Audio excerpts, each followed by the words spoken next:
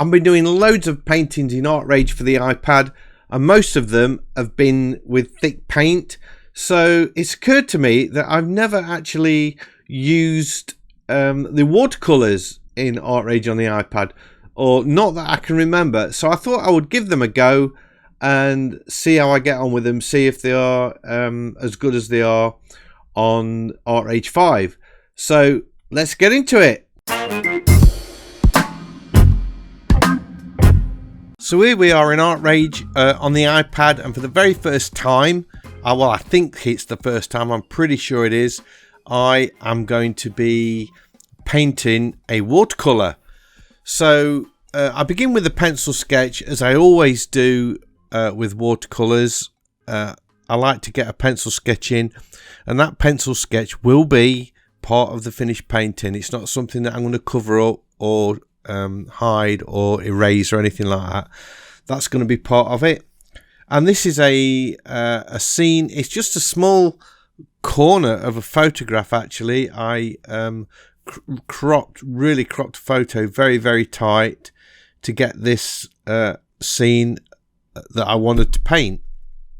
So as you can see, I mean, even though the sketch is part of the painting, I'm not spending a lot of time being too fussy about it. I quite like lines sort of being put in almost with abandon, where they're not like following perspective too close, and I'm not drawing perfectly rectangle windows or anything like that. So very sort of loose approach to the pencil sketch before I even get into the painting, because as you all know, I am not the most patient person in the world, and I've got to get that thing done really quick. But I'm really interested in seeing how these watercolors actually work in on the iPad. I chose two brushes to do this. I had a bit of a mess around, and the first one was wet in wet, and I changed the size, the pressure, the thinners, and the loading. I think I whacked them all up to nearly 100%. Apart from the thinners, I put that to about 80%, I believe.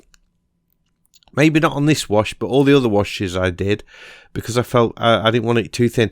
And that way, on this sort of A3 size canvas, that allowed me to get a colour on which was a reasonable size. The brush shape was in a reasonable size at 100%.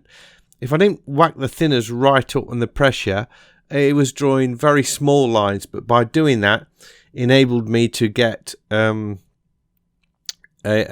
quite a large size. I also put the colour mixing right up as well, so the colours merge together, and I think that looks quite cool.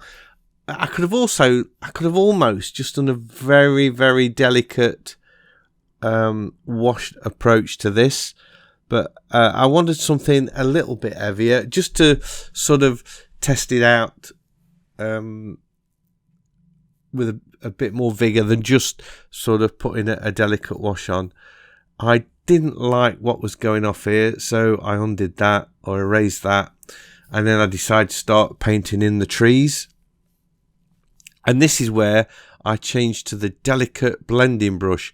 So those are the two brushes I use throughout, the wet in wet brush and the delicate blending brush. And I found at 100% I could do very thin lines and very thick lines. And I like the way it sort of emulates the water, the colour pigment flowing to the edge of the water. I thought that was quite a nice effect. So I fell in love with that brush straight away. I don't know why I'm finding these brushes sort of randomly now, because I've been using Artrage 5 for such a long time, and I'm assuming the brushes are exactly the same. But I've just not tried using them on the iPad because of the size issue, really. But this is coming out quite nice. I'm really pleased. I'm getting some nice dark, and the delicate brush is allowing me to paint some quite detailed lines or shapes on there. Now you notice there I did a little bit of blending. I'm using the Harsh Chaos blending brush for that. So when I said I was using 2 brushes, I wasn't strictly telling the truth, because I was using 3. I was using the wet on wet brush, the delicate glazing brush, and the Harsh Chaos blender. So now I'm painting in shadows on those buildings. And if you look at the buildings, they in the photograph, they really pop. They're nice and light. So I've got to darken up the background to make them stand out. So I can't have a really sort of insipid looking background. I've got to go in something quite radical. So here we are.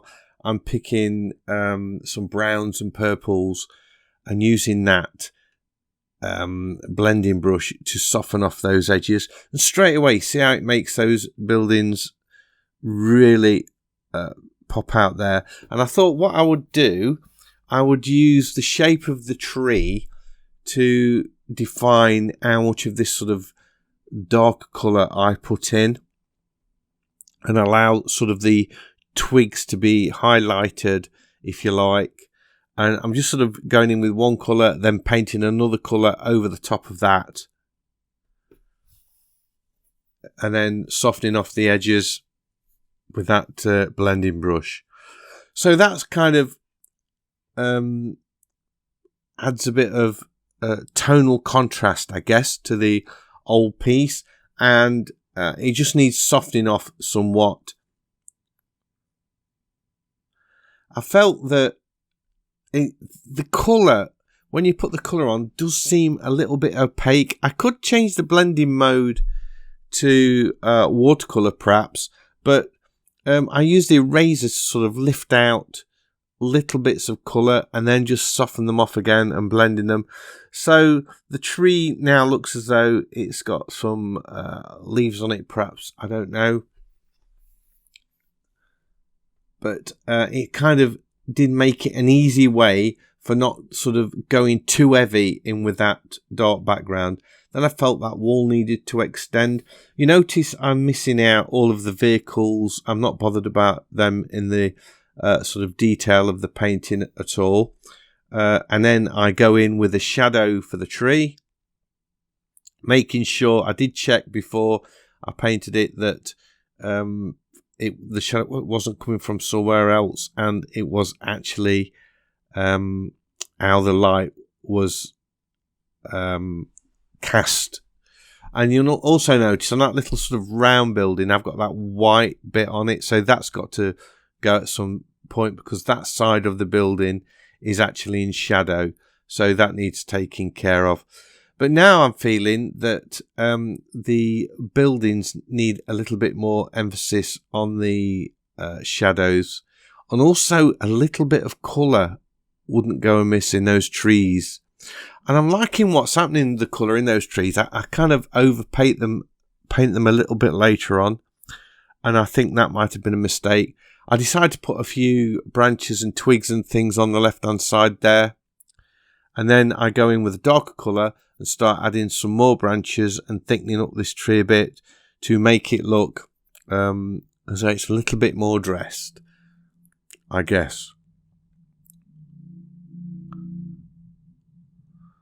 So all in all, I think it's coming on quite nice now.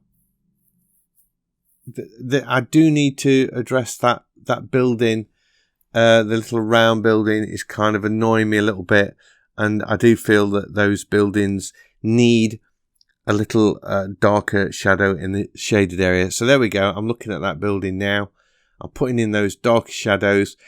It would be, I think it's because I was working on white paper that I had to sort of go in and paint 2 or 3 layers of colour on this to get the tones that I wanted eventually. And it would have been much nicer if I could have hit that in one go and just got those dark tones in with one wash straight off. I think that would have been much, much better. Putting a few stronger tones in the foreground just to bring that forward a little bit. Adding I can't really call it detail, can I? But I was sort of putting in the curb there. A few more shadows, deepening it up yet again. So I think I need to practice being a bit more adventurous and going in with stronger colour to start with. I sign it, so I must be getting close to finishing now, I'm thinking. Looking at this, I think I could have probably put another wash on top of the tree, on the leaves, maybe, just to add a little bit of something to that. Yeah, I think that would have been a good idea. There you go. I'm putting in a darker shadow on the trees, and there we are. That is it. That's my watercolor in Artrage. What can I say about it? Yes, it works. You can do a reasonable watercolor. I think with a bit of practice, I could get some much better ones than this. This is the sort of first go. It would be nice if you could get bigger brushes and you could maybe create your own brushes, as in Procreate, but it does do a reasonable job of watercolor. So I hope you've enjoyed this video. If you have, big thumbs up as always, much appreciated. If you're new to the channel, please consider subscribing, because I've got lots of videos like this and I would love to be sharing them with you. So hopefully I'll see you all in the next one. Bye.